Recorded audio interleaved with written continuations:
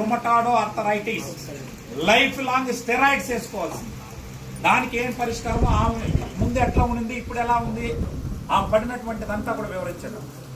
Sir దయచేసి సైలెంట్గా ఉండాలి. అందరికీ నమస్కారం అండి. సో నాకు రిమటాయిడ్ ఆర్థరైటిస్ ఉందని చెప్పి బెంగళూరులో ట్రీట్మెంట్ తీసుకుంటా ఉన్నాను.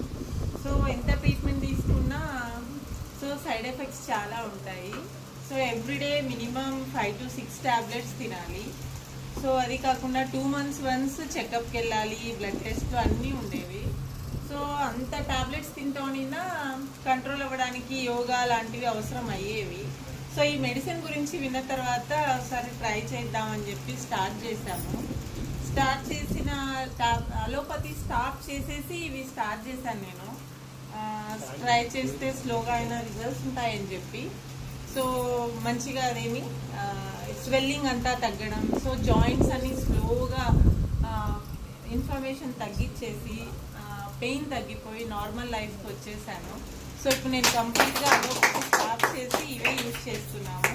సో మా హోల్ ఫ్యామిలీలో మదర్కి, ఫాదర్కి అందరికీ యూజ్ చేస్తున్నాం. సో ఇది మంచి విషయమే కాబట్టి స్ప్రెడ్ చేయడంలో తప్పులేదు. Thank you.